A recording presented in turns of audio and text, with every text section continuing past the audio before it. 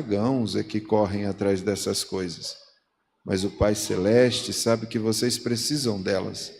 Busquem, pois, em primeiro lugar o reino de Deus e a sua justiça, e todas essas coisas lhes serão acrescentadas. Portanto, não se preocupe com o amanhã, pois o amanhã trará suas próprias preocupações. Basta cada dia o seu mal. Graças a Deus que você está aqui. Graças a Deus que o Senhor te deu o alimento, te deu a saúde, te deu sono, te deu uma família, te deu uma igreja, te deu um pastor, te deu irmãos.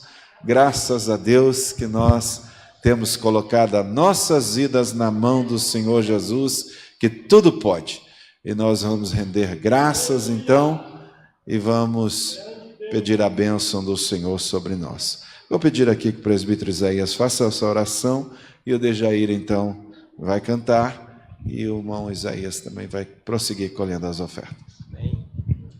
Eu quero saudar a amada igreja com a paz do Senhor. Vamos orar e agradecer a Deus por mais essa oportunidade que vamos aprender da parte de Deus. Soberano, eterno Deus e Pai. Senhor, neste momento nós agradecemos a Ti pelo dia que passamos trabalhando. Senhor, acredito que muitos irmãos, ó Pai querido, se encontram em um dia cansativo, Senhor, quem sabe o seu corpo físico cansado, mas, Senhor, o seu corpo espiritual, ó Pai querido, o seu espírito está descansado para aprender a Tua palavra, meu Deus. Senhor, eu tenho uma plena certeza, Senhor, que vidas que estão aqui nesta noite estão ansiosos, Senhor, a ouvir a Tua palavra. Fala conosco, ó Pai querido, por intermédio do nosso pastor, do Teu servo. Use ele, Senhor, da mesma forma que Tu sempre tem usado, ó Deus. Pai, nós agradecemos neste momento e oramos também, Senhor, em favor de todos os irmãos que vão ofertar, dizimar neste momento, para que nunca venha faltar nada nos seus lares, Senhor, porque a Tua palavra foi muito clara e lida, Senhor, que nós não devemos se preocupar, porque Tu tem todo cuidado conosco. Em Teu nome, ó Pai querido, nós agradecemos a Ti, ó Deus. Em Teu nome nós louvamos, Senhor, e mais uma vez, Senhor, o Teu nome é adorado aqui dentro desta igreja. Mais uma vez, Senhor, o Teu nome é respeitado, é santificado pela boca dos irmãos. Ó Pai querido, nós agradecemos a Ti por tudo no nome de Jesus.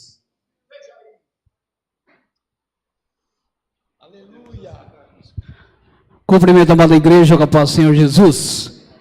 Estava ali comentando com o Felipe que eu não tinha escolhido o hino ainda, mas o pastor começou a louvar, né, no começo do culto e falava de adoração. E esse hino também fala de adoração. Possamos estar aqui para adorar o Senhor Jesus por tudo o que Ele é.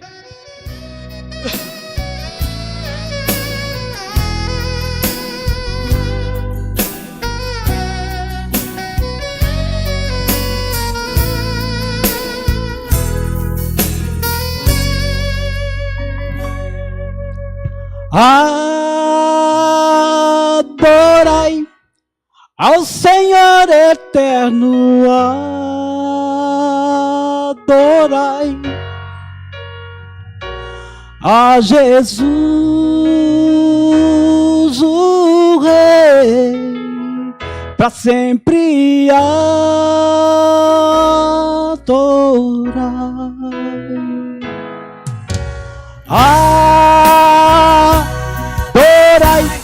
ao Senhor eterno,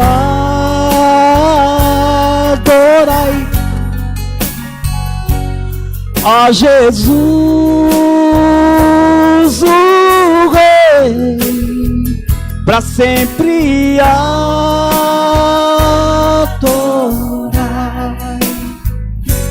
Levantai as mãos pro alto, para o trono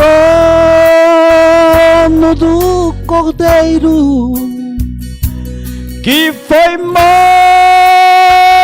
no madeiro, que por nós se imolou, mas que ao terceiro dia ressurgiu, nos dando sorte. Com seu sangue venço a morte, e hoje canto em seu louvor. Adorai ao Senhor eterno, adorai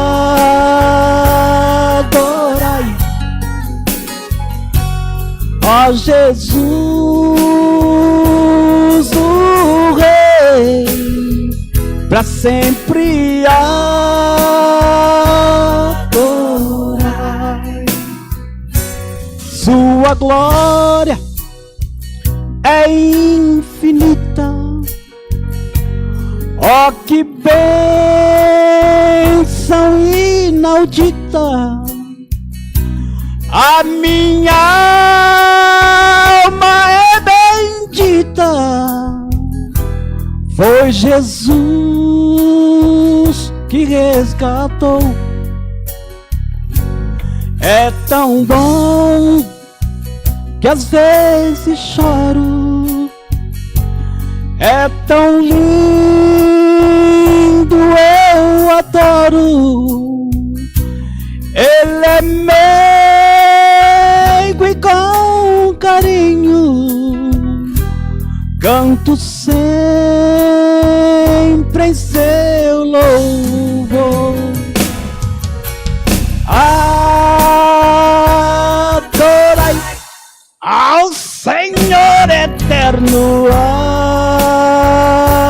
adorai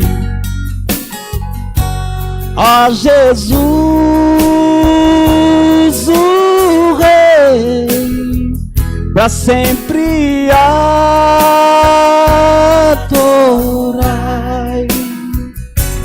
a Jesus, o Rei, para sempre adorai.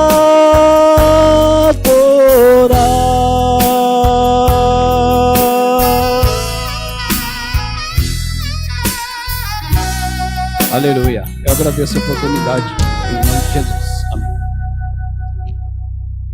Amém. Nós também agradecemos ao servo do Senhor e a todos os irmãos, que têm respondido ao chamado do Espírito Santo para vir ao templo adorar ao Senhor. Então não pense que a tua adoração ela é algo mecânico.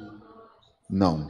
A adoração dos servos do Senhor, ela realmente é pelo Espírito Santo. Nós não podemos adorar a não ser pelo Espírito Santo do Senhor.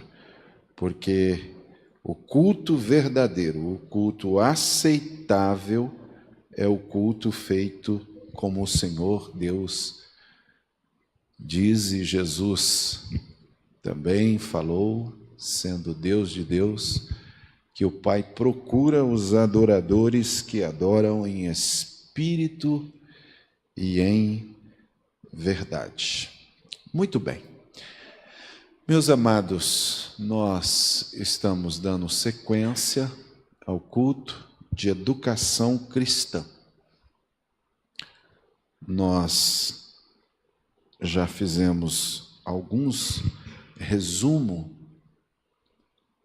do que temos visto até aqui, porque desde o dia que tomei posse, eu fiz jus a esse termo, Posse.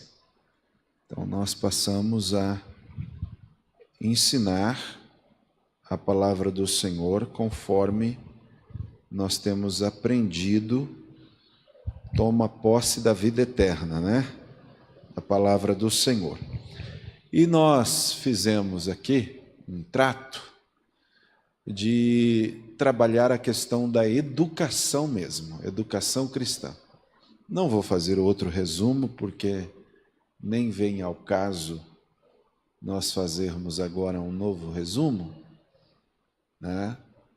Mas nós trabalhamos os aspectos da educação para chegar a esse aspecto chamada cristã, educação cristã. Porque existe, né, irmãos? Educação familiar, educação secular. Educação, então, é aquilo que se propõe fazer em formar alguém, né? Então, até que nós nos formemos no sentido que fomos formados fisicamente, adulto, nós tivemos uma família, né, que nos ensinou, que nos orientou. Se bem ou mal educado, vai de cada um, né? Aí também nós não podemos estabelecer nenhuma crítica, né? Porque cada um faz o que pode fazer, né? Mas nós não estamos olhando para essa relação de educação quanto ao que os nossos pais nos ensinaram. Nós também entendemos que, se não for a família, a rua ensina. A rua talvez presta um desserviço de deseducar, né? Mas de alguma forma educa também. De alguma forma educa, né? O mundo também educa, né? E a filosofia educa, educações filosóficas. E existe a escola, que eu disse aqui, que ela tem características definidas. Por exemplo, o construtivismo, que é uma escola Piaget e Vygotsky, que são dois grandes, digamos assim, teóricos da educação, que os pedagogos bebem em Piaget e Vygotsky, né, para uma ideia que é chamada construtivista. Mas esse também é um lado da educação. Existem outros dentro da educação secular. Nós falamos isso e contrastamos, então, a educação segundo Jesus Cristo. E aí nós caminhamos algumas terça-feira, inclusive entramos no Sermão da Montanha, inclusive discutimos claramente aqui por que ele chamou esses discípulos, porque ficou 3 anos e meio com eles, a fim de formá-los, educá-los, orientá-los, para que sua igreja viesse então a ser edificada. E ele, terminando de ensinar esses discípulos, também os encarregou, dizendo: ide, ensinai aquilo que vos tenho ordenado, e eis que estou convosco todos os dias. Bem, como nós caminhamos largamente por esses assuntos, nós entramos então como a nação de Israel foi e está, no caso porque estamos nesse assunto, sendo educada. Por quê? Porque a nação de Israel, ela não nasce como uma nação. É uma patuleia de escravos. É um monte de escravos nascidos no Egito, sendo filho de Abraão, de Jacó, sendo filho de Isaac, né? Sendo filho dos 12 patriarcas, né? As 12 tribos. Então, eles estão no Egito. Para se tornar uma nação, eles precisariam de algumas coisas. Primeiro, uma terra, né? E a terra já era prometida. Segundo, eles precisariam de cultura. Então, eles precisariam ser formados culturalmente. Terceiro, eles precisariam de leis, né? Deus dá isso a eles. para eles serem formados uma nação. Daí eu até tirei esse assunto e perguntei: será que o Brasil é uma nação formada? Muitas vezes a gente pensa que o Brasil é uma nação deformada, né? Com tanta corrupção que há, né? Onde leis são tão desrespeitadas, onde os educadores hoje... A minha esposa chegou hoje dizendo: tem dias que não dá para suportar. Por quê?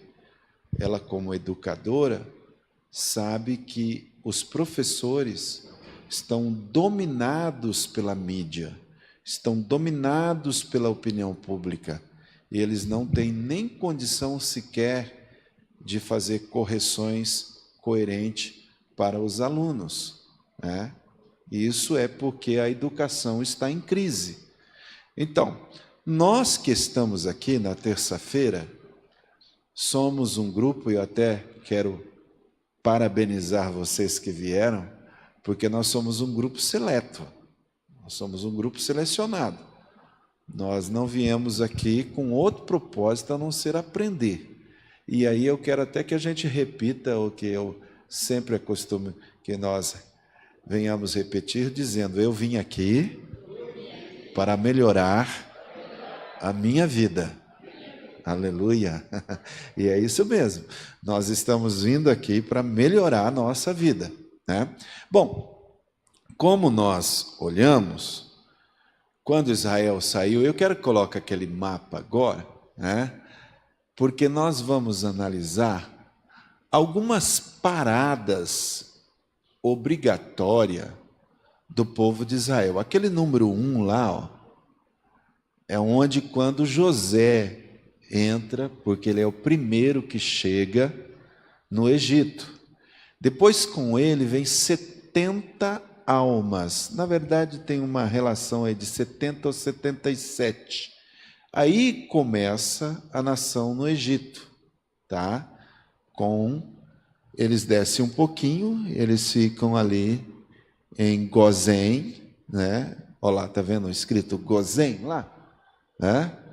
Ali é o lugar onde eles ficaram. E vocês podem ver que tem uns rios afluentes em Gozém.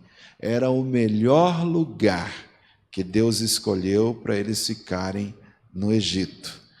E eles ficam ali 400 anos. Depois eles se tornam escravos, né? Quando é para eles sair, note bem, eles vão sair por ali. Olha, vocês estão vendo do lado direito ali o deserto de Sur? Estão vendo? Numa saída, atravessando o Mar Vermelho, aqui não dá para nós vermos com tanta distinção ali, mas onde está aquele número 3, ali eles atravessaram, em Pi-Hairote, né? Eles atravessaram. Obrigado, Felipe, obrigado quem fez isso aí, né? Deixa eu ver. Oh, muito obrigado, viu, Nicolas? Né? Não será chamado Matias, será chamado Nicolas, sempre. O número 3 ali, eles atravessam. Olha, dali ao número 12, ó, que é Cades Barneia, tá vendo o número 12 lá em cima? Cades Barneia, isso. Dali, olha, agora você suba mais um pouco e mostre Canaã ali em cima, ó. Canaã acima, Berseba. Veja bem, da direção do Egito, eles durariam no máximo 20 e poucos dias de caminhada. E por que eles demoraram quase 40 anos? Eis a questão. Porque eles não sabiam ainda acreditar plenamente em Deus. Eles zanzaram pelo deserto, vou usar esse termo facinho de entender, 38 anos, 42 paradas eles fizeram, 42 paradas no deserto, 42 lugares, eu tenho até aqui esses lugares destacados, mas eu preciso passar esse material para vocês. Zanzaram por quê? Porque eles foram incrédulos. E nós vamos ainda ver essa relação da incredulidade, que é a que impede você imediatamente entrar nas bênçãos de Deus. Tem muitas coisas à nossa disposição que nós só não a temos por causa da incredulidade. Lembre-se que Jesus operou muitos milagres, mas teve lugar que ele não pôde operar nenhum milagre por causa da incredulidade. Isso mesmo. O que impede Deus agir muitas vezes nas nossas vidas é a incredulidade. Então, queridos, note bem, para que esse povo chegasse a essa terra, agora, eles precisariam então de uma escola. E essa relação ali, quando nós saímos, que entramos no deserto de Etã, e o número 4, passe o mouse ali, isso, com o indicador. É o que nós falamos a semana passada, em Mara, onde as águas eram amargas. Não era propósito de Deus que eles fossem ali, era propósito de Deus que eles descessem os 5. Elim, que era o lugar onde tinha águas muito fresca. Mas primeiro Deus permitiu eles passar para a amargura. Por quê? Só valoriza coisa boa quem sabe o que é coisa ruim. Sabe? Então, hoje, semana que vem, eu quero ver se a gente entra, não está ali, mas é em Refidim. Em Refidim, eles chamam aquele lugar de Massá Meribá. É onde aparece primeira vez a rocha, que Moisés toca na rocha e sai água. E durante toda a peregrinação, aquela rocha os acompanhava. Semana que vem nós vamos entrar nisso aí, porque aquela rocha era Cristo. Então nós vamos entrar, por quê? Porque esse deserto que nós estamos vendo é a escola que nós também estamos enfrentando para chegar em Canaã. Canaã, queridos, é a totalidade das promessas de Deus à nossa disposição. Vou repetir, e eu quero que você diga isso. Canaã é a totalidade das bênçãos de Deus à nossa disposição. Quer dizer, eles estavam indo para a terra prometida. A totalidade das promessas, das bênçãos estavam em Canaã. Porém, esse estudo que nós estamos caminhando, nós vamos ainda chegar em Hebreus, que o escritor diz assim: resta, pois, um repouso para o povo de Deus, porque a totalidade das bênçãos não é mais física, não é mais num lugar assim material, mas um lugar espiritual, como está escrito em Efésios capítulo 1, versículo 3. Bendito seja o Deus e Pai de nosso Senhor Jesus Cristo, que nos abençoou com todas as bênçãos espirituais em lugares celestiais. O repouso que nós entramos agora é em Cristo, não é mais numa terra física, mas sim numa pessoa espiritual. Se você está em Cristo, você tem todas as bênçãos de Deus à sua disposição. Quantos acreditam nessa verdade? Então vejam bem, eles estavam para entrar na terra prometida. Por quê? A ideia, o pensamento, a vontade de Deus, Nicolas, é que eles já fossem direto. Por quê? Não era nem que eles tivessem rei, não. Deus já ia mandar o seu próprio rei, Jesus Cristo. Mas por causa da incredulidade, eles pediram um rei. Note bem, não era para ter tudo isso, mas Deus foi ensinando, ensinando. E como disse, se você lê Gálatas capítulo 4, versículo 4, vindo a plenitude dos tempos, Deus enviou o seu Filho, nascido de mulher, nascido debaixo da lei. Quer dizer, depois de toda essa jornada, era para vir o Filho, né, e eles terem o seu próprio rei, e terem uma nação, que todas as nações viessem a adorar a Deus, porque de Sião sairá a lei, e dos termos de Israel viria todas as promessas em Cristo Jesus, que estão em 3,15 de Gênesis, que você sabe muito bem que Deus disse isso lá dentro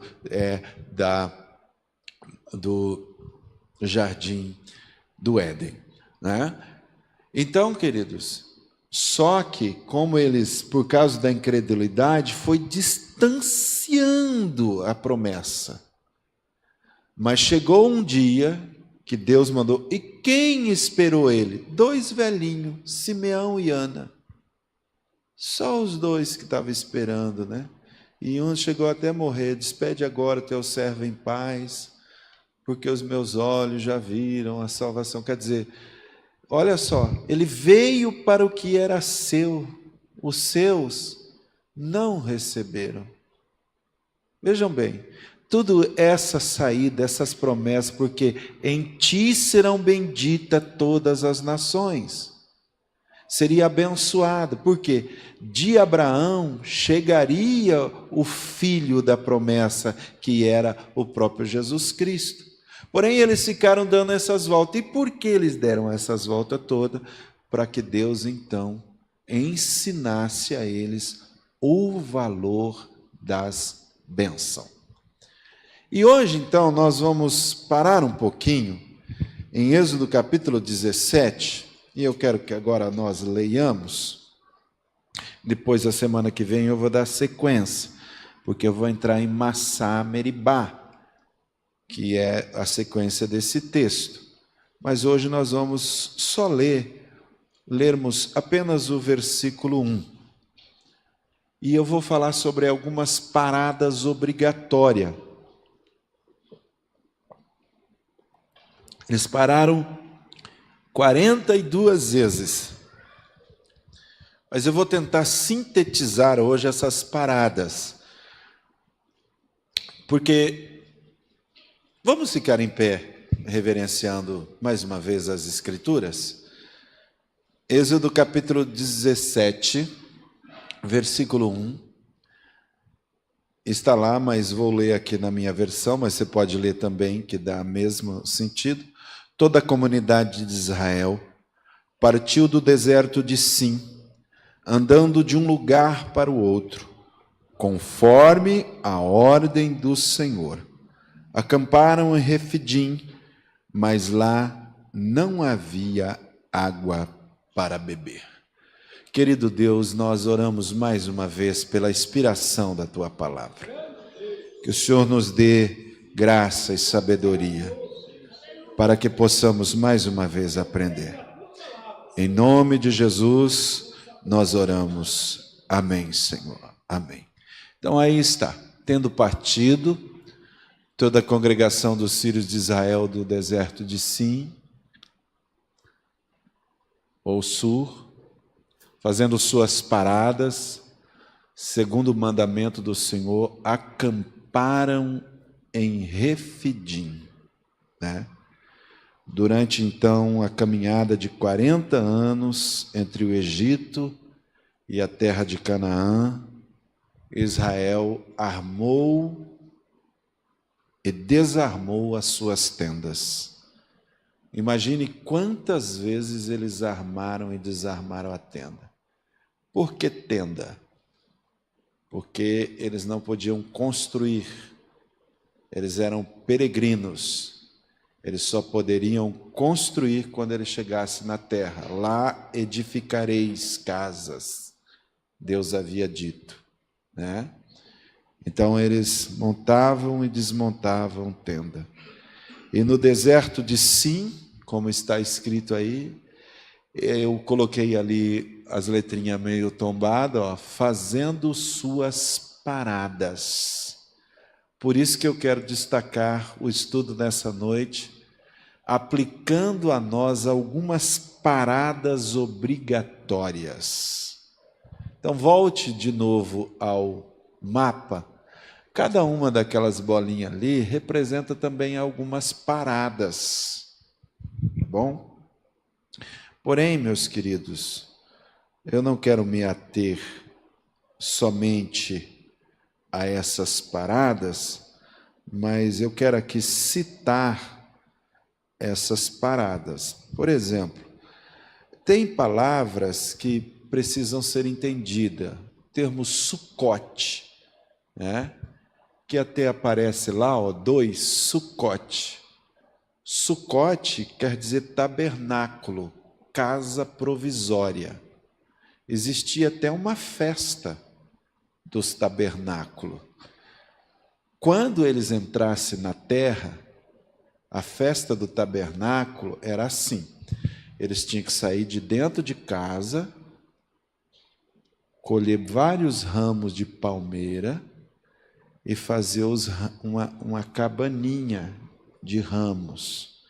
E eles não podiam almoçar, nem jantar e nem dormir em casa durante uma semana, por causa dessa lembrança, que era o Sucote, a festa dos tabernáculos. E por que os galhos da palmeira?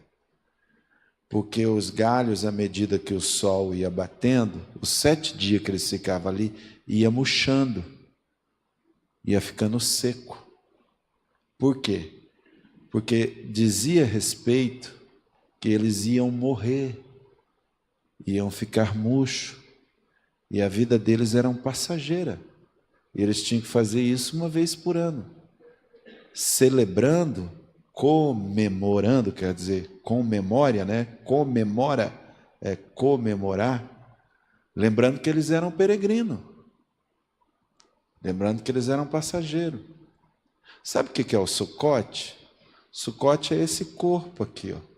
Ele vai ficando velho, vai ficando cheio de ruga, vai ficando corcunda, vai ficando grisalho, vai envelhecendo.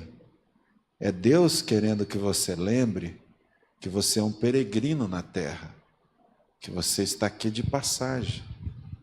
Então, a nossa tenda, o nosso tabernáculo é o Sucote, né? De vez em quando nós temos que lembrar que a nossa vida aqui é passageira. Nós não temos aqui cidade permanente. Você pode ter casa, carro, bens, tudo, mas você não vai levar nada disso. Nem esse corpo que você está, você não vai levar, porque é do pó e ao pó voltará, né? Então, esse deserto, essa viagem, era para eles saberem que Deus quer que valorize a palavra que sai da sua boca, e tanto ele diz a eles que nem só de pão viverá o homem, mas de toda palavra que sai da boca do Senhor. Etã, está lá Etã, né? Ó, deserto de Etã. Então, o que significa? Um lugar de fortificação, um lugar onde se sentiam fortificados, firmes, né? Ali eles cantaram, né? Depois nós vamos ter um estudo sobre também os 7 cânticos do deserto. No Apocalipse nós temos 4. No deserto nós temos 7 cânticos. Você já cantou no deserto? Cantar nas dificuldades? Existe o cântico certo no lugar errado. Existe o cântico certo nos lugares incertos. Existe o cântico errado no lugar certo. Veja bem, quando Miriam cantou, ela cantou do outro lado do mar. E como ela cantou? Só o Senhor é Deus. Que cântico que é esse? É o cântico certo do lado errado. O Senhor não é Deus apenas depois que você passa o Mar Vermelho. Porque depois que passou, ela cantou. O Senhor é Deus antes, durante e depois dos problemas. Quando passou, aí ela achou de cantar. Tudo bem, foi um cântico. Mas você deve cantar antes do problema, no meio do problema e depois do problema. São lições do deserto. Eu só estou fazendo aqui vamos dizer, uma introdução. Nós temos muito a ser educado, irmãos, com essas lições do deserto. Você vai ver ali Migdol, né? E você vai perceber que Migdol, ele relaciona como torre forte, segurança. Mas depois a gente vê Mara, né? Mara é as amarguras, eu já falei isso, né? Mas aqui nós chegamos então em Refidim. Mostra lá Refidim. Isso, chegamos ali, ó, em Refidim. E ali é onde nós lemos. Toda a comunidade de Israel partiu do deserto de Sim, andando de um lugar para o outro. Põe lá de novo o texto, o próximo, né? Andando de um lugar para o outro, fazendo as suas paradas. Vamos parar para pensar agora. Que lição espiritual nós temos aqui? Nós temos algumas lições a aprender aqui, irmãos. Nessas paradas obrigatórias.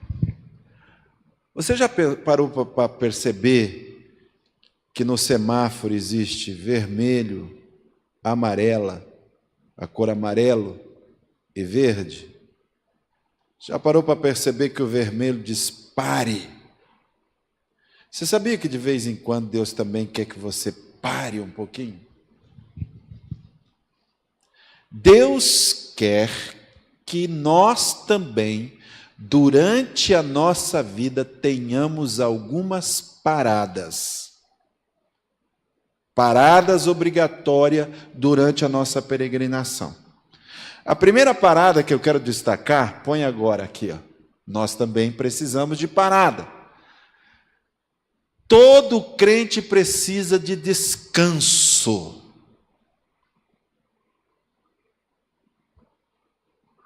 Descansar.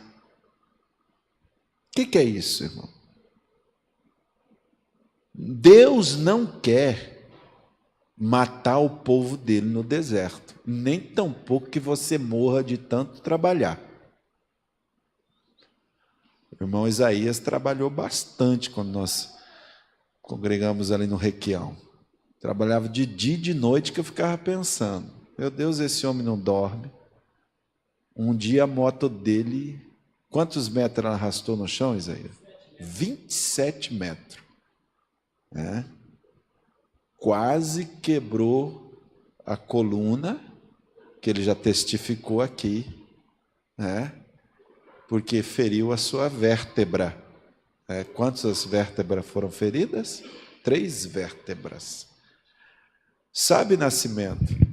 Você trabalha bastante também, né? Né, Jonas? Nós na vida, irmãos, viu, Sandra? Precisamos de férias. Precisamos de descanso. Precisamos, meus queridos, de um tempo. Vamos para Marcos capítulo 6 e vamos ver o que Jesus nos ensina. Olha, aqui é Jesus. São palavras do Senhor Jesus. Marcos, imagine bem como era o trabalho de Jesus. Intenso. O dia todo. Jesus trabalhava exaustivamente. Mas quando eu leio Marcos, capítulo 6 e versículo 31, ele diz assim, a Escritura diz assim, havia muita gente indo e vindo, ao ponto de eles não terem tempo para comer. Olha o mandamento de Jesus agora. Jesus disse: venham comigo para um lugar deserto e descansem um pouco.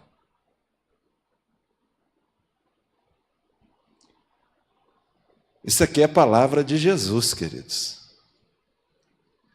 Nós precisamos,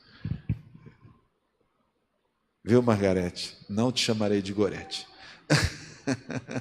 Nós precisamos de um tempo para descansar. É Jesus que está dizendo. Descansar. Não existe coisa mais gostosa para o trabalhador do que o repouso, o descanso. Deus sabia das atividades dele no deserto, do povo de Israel no deserto. Então, por que eles tinham que fazer paradas? Vocês acham que eles, quando paravam, os pais não brincavam com os filhos? Acho que até de burquinha, né? Porque se tem uma coisa que eu gosto de brincar com criança, é burquinha. Eu gostava de fazer...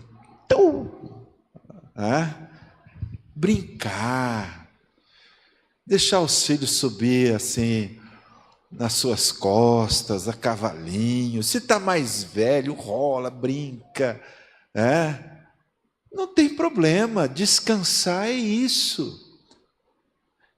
Então Deus está dizendo para nós nessa noite aqui, para aprendermos a descansar no deserto. Eles tinham essas paradas obrigatórias rumo a Canaã, no caso física, e nós rumo a Canaã celestial, eles tinham que parar para descansar.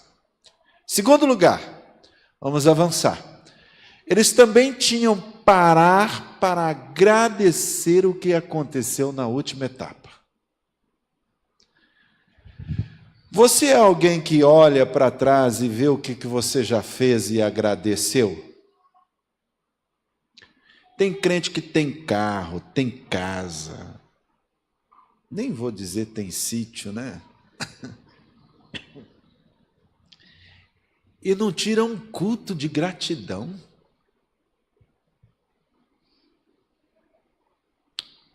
Trabalha e não para fazer um culto na casa dele. Um culto de agradecimento. Teve filhos, teve saúde, não para uma vez para agradecer. Não faz um culto de gratidão. É ou não é verdade, irmão Enos? É verdade. Irmãos, vocês já pensaram por que eles tinham que parar para agradecer? Eu fico pensando, será que aqueles filhos de Abraão agradeceram durante aqueles 40 anos pelo tanto de maná que caiu? Eles tinham que olhar para trás. Para pensar.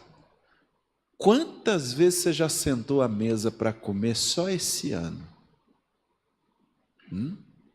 Você já agradeceu pela água que cai no seu chuveiro e te dá uma descansada assim no teu corpo? Você já agradeceu pela tua cama, pelo edredom que durante esse inverno te cobriu?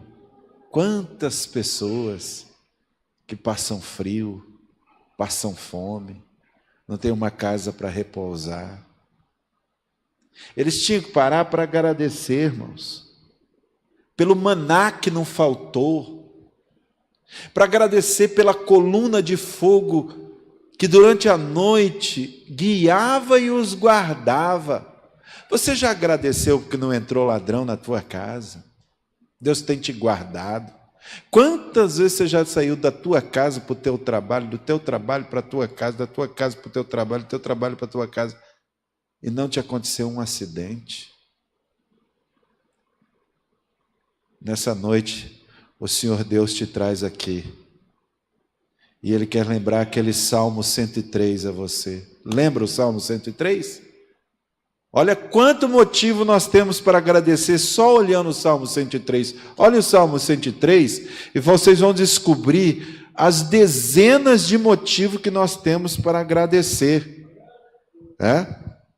E o versículo 2 diz assim, que é para não se esquecer de nenhum dos seus benefícios.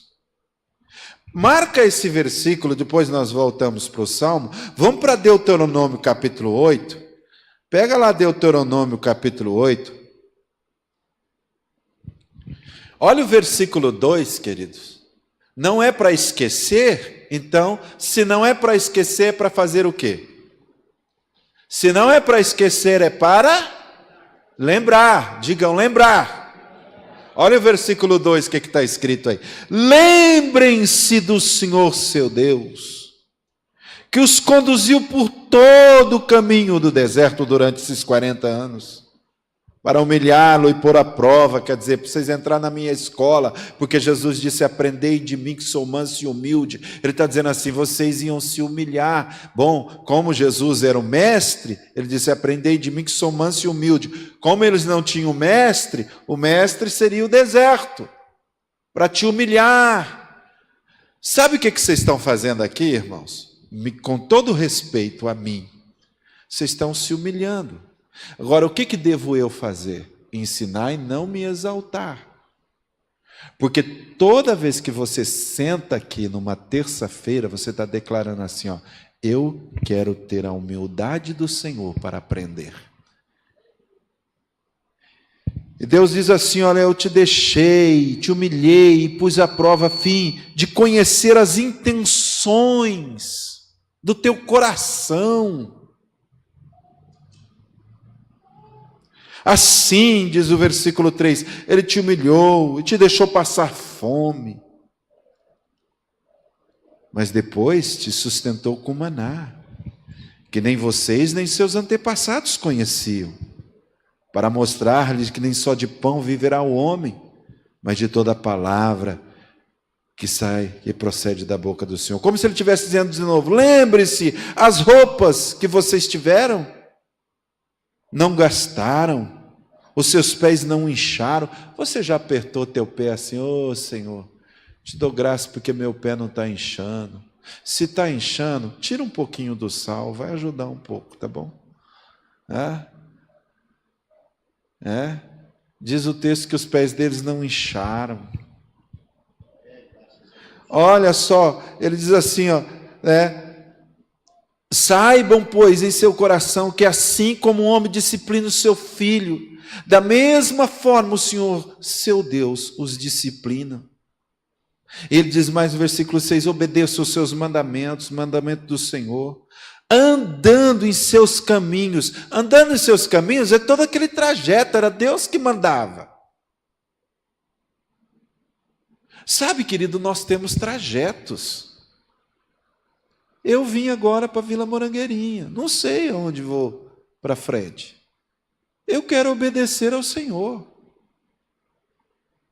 E como cantamos, se Cristo comigo vai, eu irei. E não temerei. Eles passaram por vários lugares, o caminho do Senhor. Aí o versículo 7, pois o Senhor, o seu Deus, está levando a uma terra boa, cheia de riachos, tanque de águas, de fontes que jorram nos vales e nas colinas, terra de trigo, cevada, videira, figueira, romanceira, azeite de oliveira e mel, terra onde não faltará pão e onde não terão falta de nada, terra onde as rochas têm ferro e onde vocês poderão extrair sobre as colinas. E depois que vocês tiverem comido até ficar satisfeito, louve o Senhor seu Deus pela boa terra que lhe deu. Tenham cuidado de não se esquecer do Senhor. Olha como o Senhor enfatiza isso. Não se esqueçam. Para um pouquinho para agradecer pelo maná, pela roupa, vamos trazer para hoje, né? Pelo churrasquinho que você comeu, tudo. até pelo sashimi, né? Temos que agradecer, né? Agradecer, irmãos. Vejam só, o Senhor está dizendo aqui, ó, não se esqueçam do Senhor. Irmãos, o maior pecado que existe é esquecer de Deus. O maior pecado que existe é esquecer de Deus. Ele diz mais assim no versículo 12: não aconteça que depois de terem comido até ficar satisfeito, de terem construído boas casas nela morada, de aumentarem o seu rebanho, sua prata, seu ouro, de todos os seus bens, o seu coração fique orgulhoso. Esse é o pecado. Se o Senhor tem te abençoado, eu sempre digo, queridos, eu não escolhi ser pobre. Sou pobre porque meu pai, minha mãe eram pobres. É contingência, né? Mas depois que tem uma casa, depois que tem bens, agradeça todo dia ao Senhor, e diz aí: o seu coração não fique orgulhoso, esquecendo do Senhor seu Deus, que te tirou do Egito, da terra da escravidão. Então, nós temos duas razões para parar: para descansar, para agradecer, e agradecer aí então por tudo que o Senhor nos deu. E lembra então o Salmo 103: bendiz a minha alma ao Senhor, bendiz o seu santo nome, bendiz a minha alma ao Senhor, não te esqueça. Olha o que não devemos esquecer, ó. Aqui no versículo 3, primeiro, o perdão dos nossos pecados.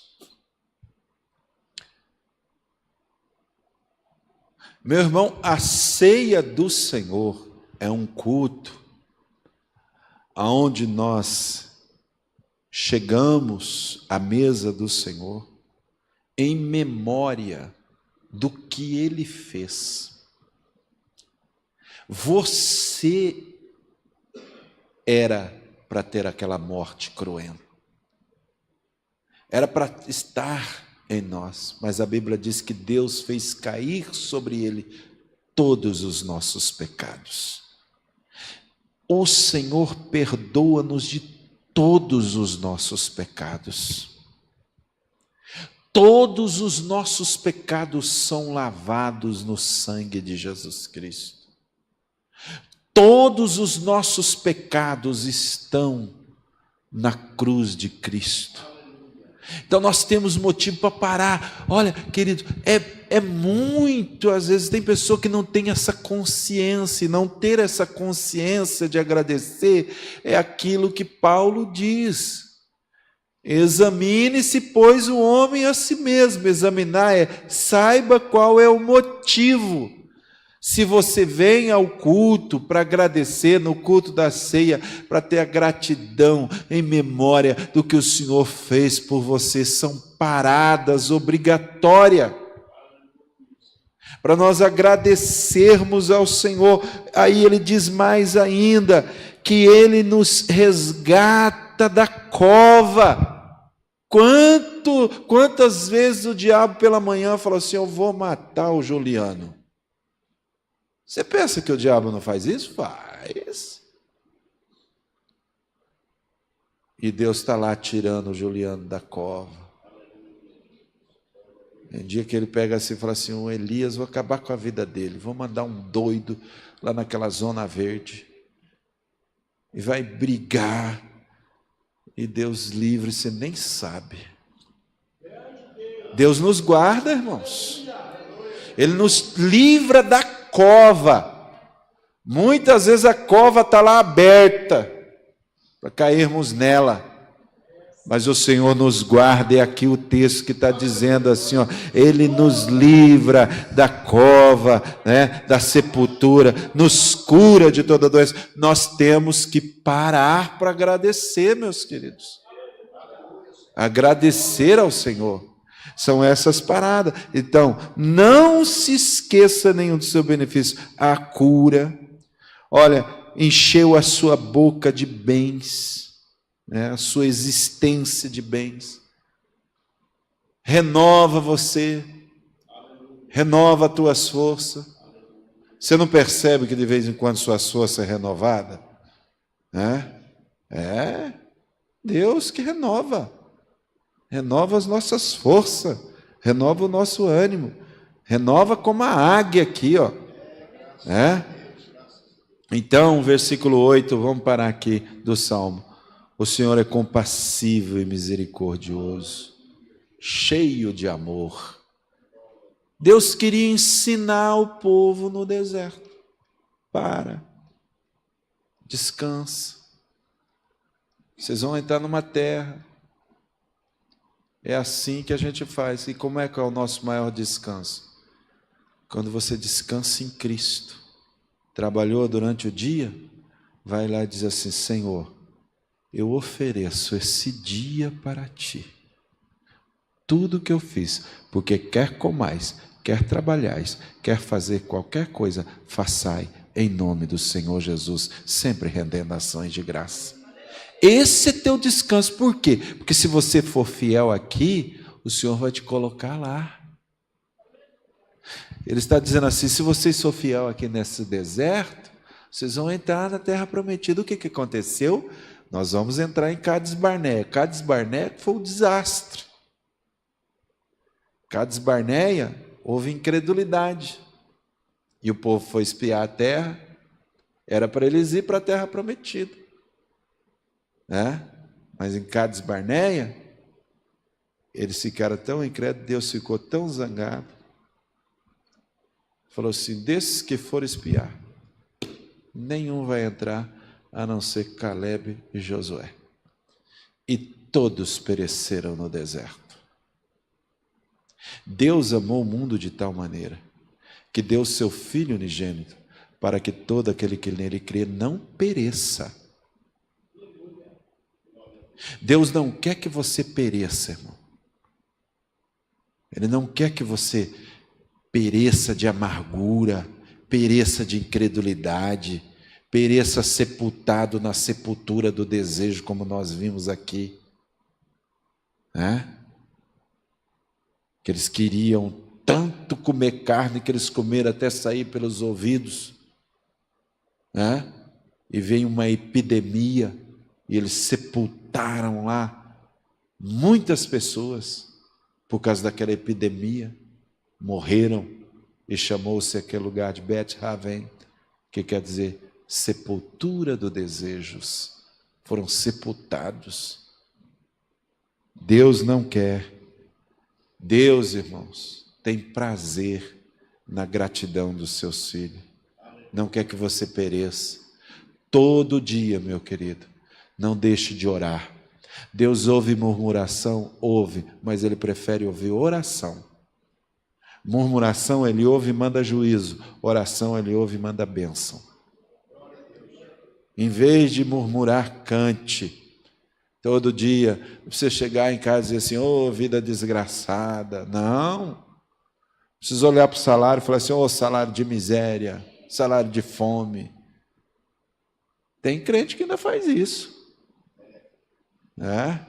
Não faz isso não, irmão. Renda graças a Deus. Porque Deus pode fazer o teu pouco virar muito. Aleluia. Louvado seja o nome do Senhor. Então, primeiro, descansar. Segundo, agradecer. Terceiro, tem essa parada aqui, irmãos. Parada para refletir. Quem que fez essa parada? Um músico chamado Asaf, maestro, servia ao Senhor com Davi. Já preguei sobre ele. O que aconteceu com Asaf? Ele olhava para as pessoas enriquecendo e ficava com inveja. E se você olhar o Salmo de número 73, você vai ver que tem uma ruptura no Salmo. E essa ruptura está no versículo de número 17. A até que entrei no santuário. Não tinha refletido. Sabe, queridos irmãos, de onde vem a palavra relacionada a templo? Contemplação. Contemplar é refletir. É ficar como um templo, contemplando. Ele primeiro olhou para fora e viu a riqueza do ímpio, a prosperidade do ímpio, mas depois ele entrou no templo. E é como canta o Oséias de Paulo, né? Entrei no templo, dobrei os meus joelhos para conversar com o Senhor. E ele disse que quando entrou no templo, ele dizia assim: desiludido, senti o meu pecado e o grande mal que ele me fez, mesmo sem ter merecido, estava arrependido, pedindo perdão mais uma vez. Porém, Jesus não esquece o pecador que padece e não tem alegria em pecar. Parece que ele está cantando Asaf. O que acontece? Quando você entra no templo para refletir, começa a analisar. O que é refletir? Refletir, diga comigo, refletir é reorganizar os meus pensamentos. Tem pessoa que os pensamentos dele é tudo bagunçado.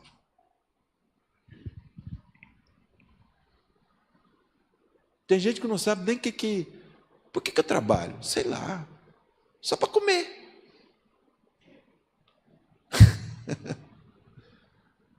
Não sabe refletir.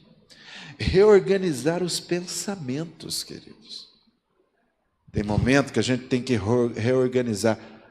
Sócrates, ele disse assim, ó, que quem não avalia a vida nem merece viver. Sócrates não era cristão e disse esse pensamento. Quem não analisa a vida nem merece viver. Temos que refletir. O que estou fazendo com o meu tempo de trabalho? O que estou fazendo com a minha família? O que estou fazendo com a minha saúde?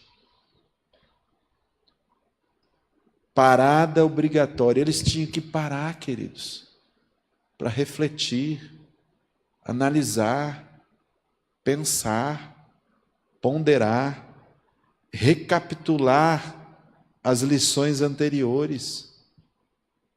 Sabe o que acontece com os crentes, irmãos? E não é só com os crentes, não. Muitas pessoas, o coração dele não é reflexível. O que é um coração reflexível? É um coração que é como uma boa terra. Tem crente que ele ouve uma mensagem, saiu ali fora, ela já nem mais existe.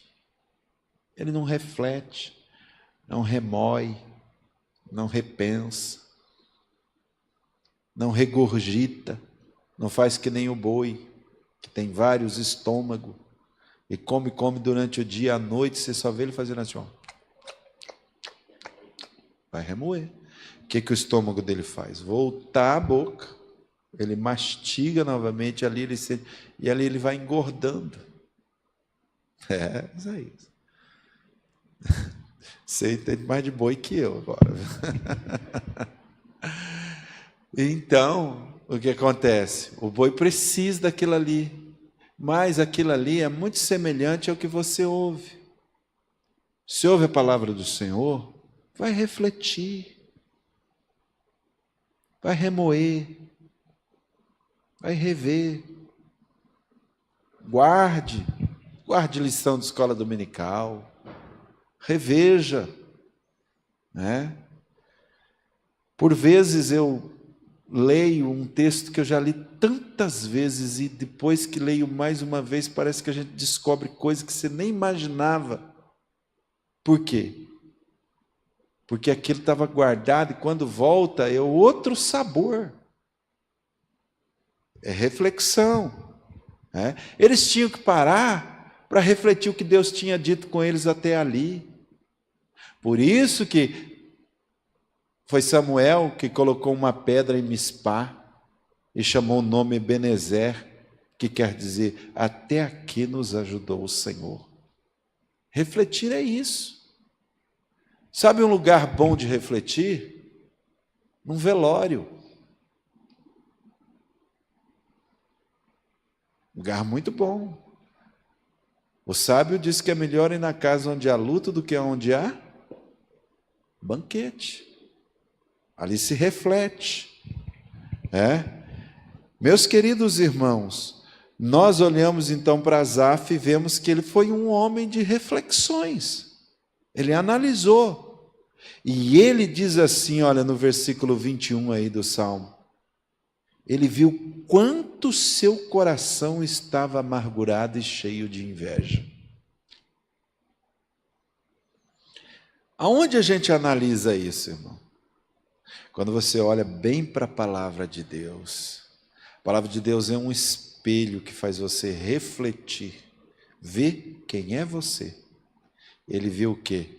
Sou um homem amargo e cheio de inveja. Entrei no templo e comecei a meditar nisso.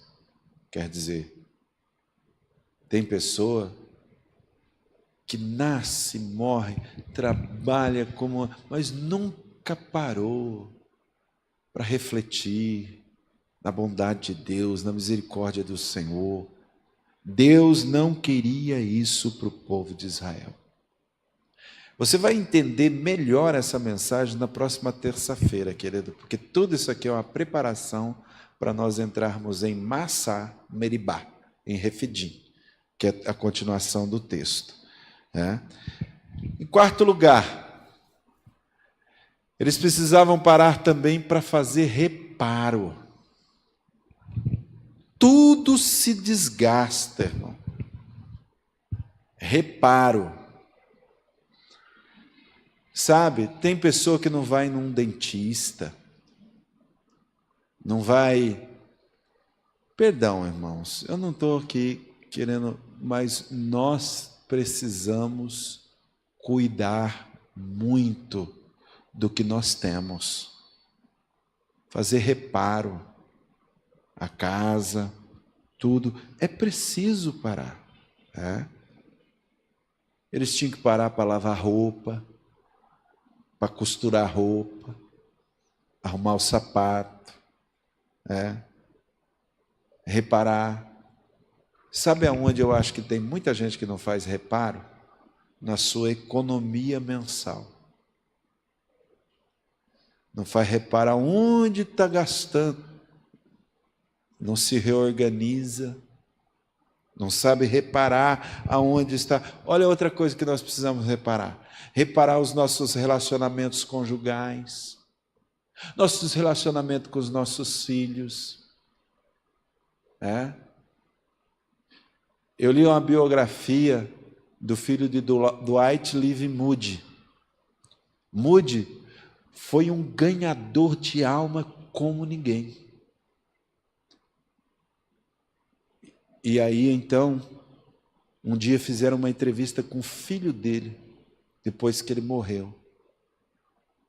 Ele falou assim, perguntaram, o que você mais lembra do seu pai? Ele falou, eu lembro sim algumas mensagens. Mas eu lembro que uma vez, meu pai me bateu.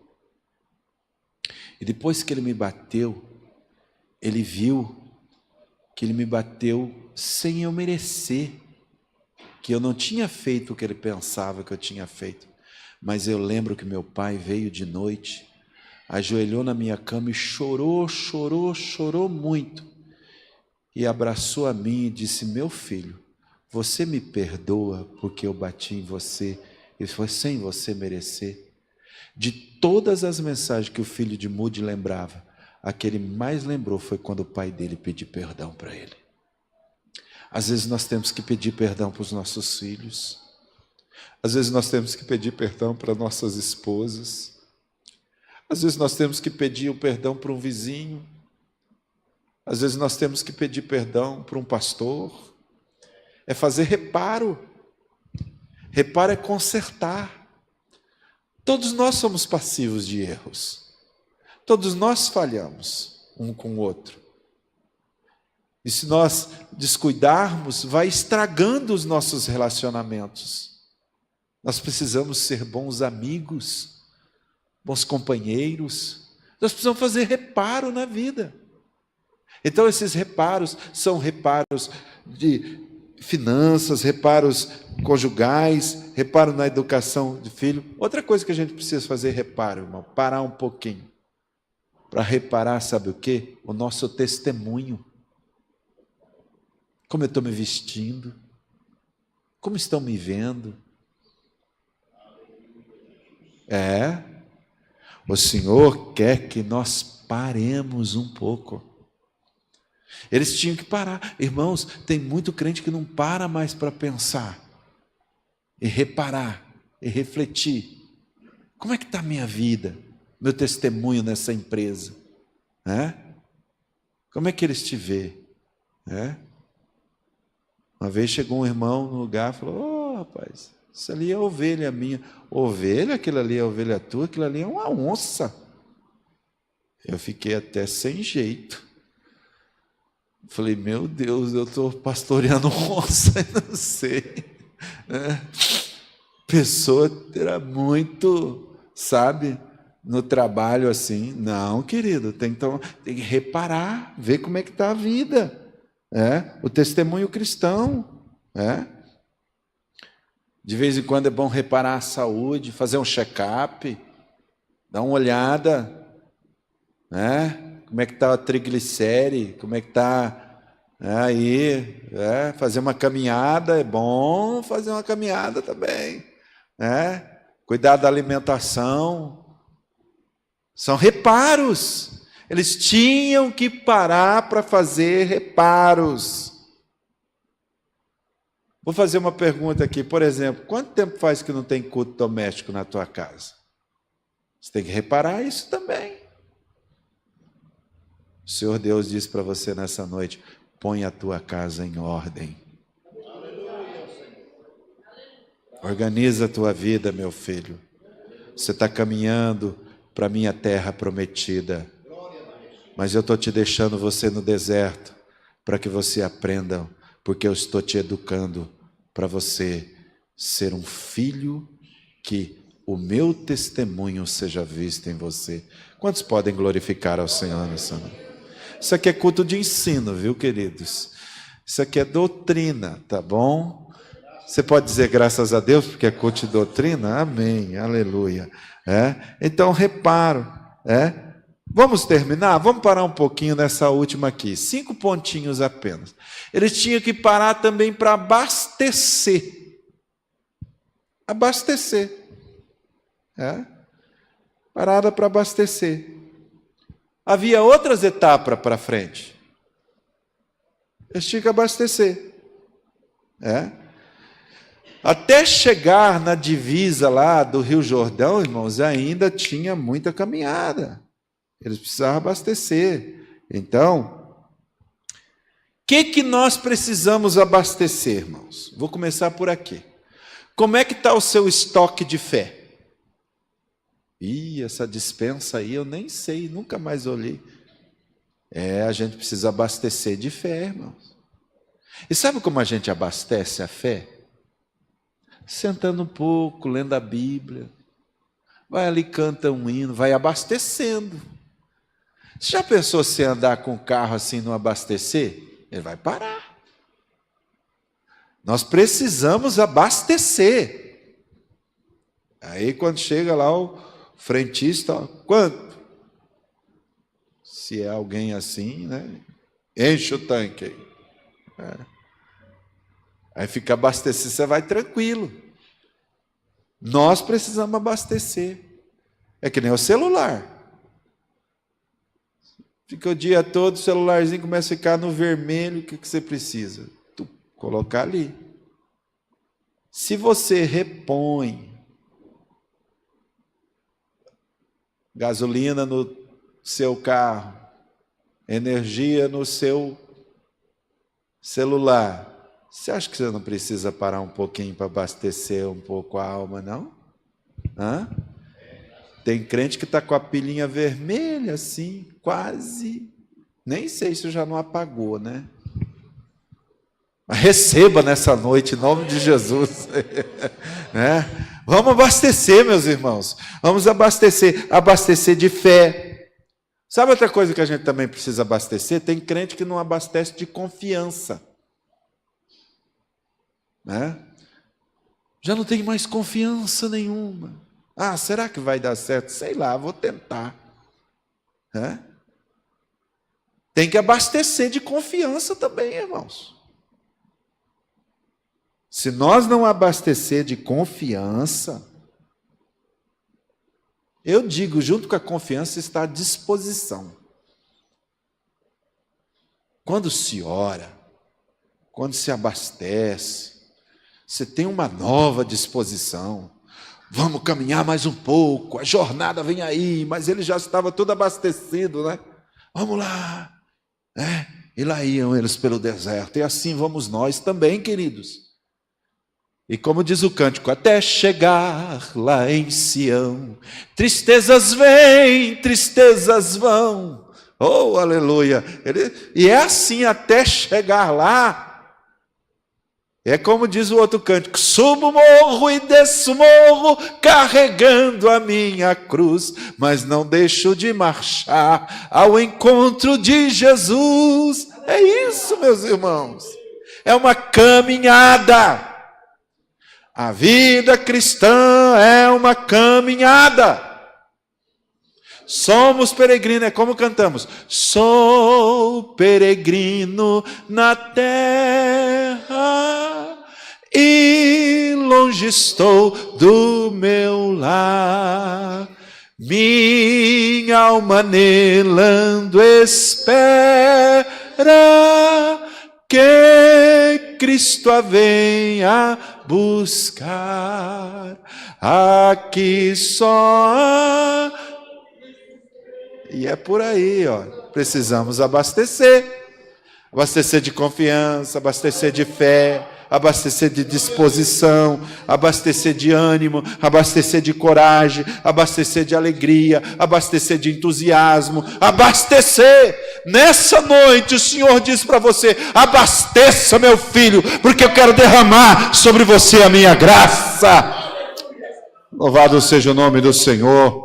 Quantos recebem a graça do Senhor? Aleluia. Abre o teu coração, meu irmão. Encha-se de força, encha-se de fé, enche de confiança e prossiga a caminhada. Aleluia. Oh, aleluia. Aleluia. Sabe, Ezequiel capítulo 3, vamos terminar por aqui lendo esses dois textos. Em versículo 3, o que aconteceu ali? Filho do homem, coma esse rolo que eu estou te dando. Encha. O que Deus está falando para o profeta? Você está achando que você vai profetizar da carne? Come a minha palavra. Tem crente que vem vazio, não tem uma palavra para ninguém. O desanimado vem e sai mais desanimado ainda. O desanimado vem e diz, a coisa está feia. Ele falou, para mim está preta. Então quase eles cantam, quem não está com Deus está na unha do capeta. Deus o livre e guarde dessas canções. Porque tem essa lá no mundo, né? A coisa está feia, Deus o livre. Chega perto do desanimado, em vez dele ter a palavra de Deus, a coisa está feia. Ih, irmão, está pior lá em casa. O que ele deu? Ele não está abastecido com nada. O que Deus diz para o profeta? Abra a tua boca, profeta. Encha, você vai falar às nações. Encha a tua boca, encha o teu estômago. Estão achando as palavras. Logo comi, e na minha boca era doce como mel.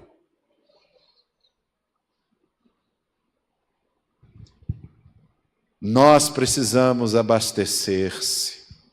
Nos abastecer, para ter uma palavra para o cansado, uma palavra para o triste, uma palavra para o desanimado, uma palavra, sabe, O mundo está procurando alguma coisa em você.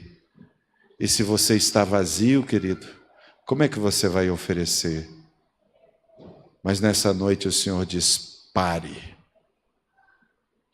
Nesse deserto, se encha da minha graça, se encha da minha palavra, abasteça, porque ainda é longa a tua caminhada, e eu não quero que você pereça nesse deserto. Eis que eu te tomo pela minha mão e te digo: não temas, porque eu estou contigo e não quero que você caminhe vazio. Quantos recebem a palavra do Senhor nessa noite? Por isso que lá em Efésios, nem precisa ler, todo mundo sabe decor, 5:18. Não abasteça com o vinho, em que há contenda, mas enchei-vos do Espírito Santo. É isso que nós precisamos, irmãos, nos encher do Espírito Santo para ir levar a mensagem do Senhor aos perdidos da terra. Então assim concluímos, queridos, que o povo de Israel saiu de Sim e chegou agora em Refidim, mas assim eles iam fazendo as suas caminhadas, armando e desarmando tenda, para então aprender do Senhor, do Deus que tem tudo o que eles necessitavam. Esse Deus está aqui. Esse Deus não tem mãos vazias. Ele não vai despedir vazio aquele que chegou vazio. Se você nessa noite chegou necessitado de alguma coisa, o Senhor te enche de graça, enche de saúde, enche de alegria, enche de força, enche de sabedoria, enche, porque o Senhor quer abastecer o seu povo. Assim nós precisamos parar para descansar um pouco, para agradecer, para refletir, para fazer reparo, mas também para abastecer. Se você recebe esse ensino nessa noite, diga graças a Deus. Vamos ficar de pé, queridos. Nós estamos aprendendo com a escola do deserto. É isso que é o nosso tema esses dias. E eu quero agradecer por você ter aceito. E eu passei hoje à tarde orando por cada um de vocês. Orei, pedi a Deus que as mãos dele venham cobrir a igreja para que nós possamos viver uma vida que glorifique ao Senhor. Eu quero agradecer então em nome de Jesus a você que respondeu ao chamado do Espírito Santo. Então, agora que você recebeu essa palavra, se coloque debaixo da potente mão do Senhor. Querido Pai, nós queremos te agradecer porque nós somos peregrinos na terra. Nós ainda queremos chegar naquela Canaã prometida, o céu de glória, mas nós já estamos tão felizes por estarmos em Cristo e já vivendo a vida eterna, vivendo as bênçãos que o mundo não pode viver, porque o mundo não te conhece. Nós te agradecemos porque tantas bênçãos temos alcançado de ti, mas também te agradecemos, ó Deus, porque um dia o Senhor se revelou a nós, nos deu o Espírito Santo, para a tua igreja peregrinar nessa terra, e nós temos a marca de um peregrino, porque nós sabemos que aqui não é o nosso lugar. Ó Deus, nós estamos aqui de passagem, assim como o Senhor Jesus disse: não sou do mundo não sou. E o Senhor diz: não os peço que tire do mundo, mas livre do mal. Nós ainda estamos nesse mundo. Aqui nós precisamos de roupa, calçado, alimento. Aqui nós precisamos, Senhor, de descanso. Aqui nós precisamos, ó Deus, de alegria, de refrigério, de paz. Aqui nós precisamos de tantas coisas para prosseguir a nossa vida, prosseguir a nossa caminhada.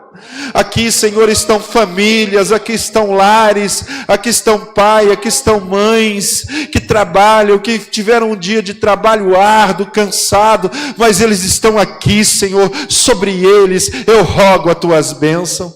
Sobre os teus filhos eu rogo que as tuas mãos estejam estendidas, Senhor. E assim, Senhor, que eles saiam abastecidos com a tua bênção, com a tua graça, com a tua força, porque a alegria do Senhor é a nossa força. Assim, ó Pai, Nós te agradecemos em nome de Jesus. Digam todos graças a Deus. Ousamos dizer, se Deus é por nós, quem será contra nós? Agindo Deus, quem impedirá? A vitória é nossa pelo sangue de Jesus. Então, que a graça do nosso Senhor e Salvador Jesus Cristo, o grande amor de Deus nosso Pai, a comunhão e as consolações do Espírito Santo sejam abundantemente derramadas sobre cada um de nós. Amém? Amém? Dê um abraço no teu irmão e diga assim: leva a bênção de Deus sobre a tua vida.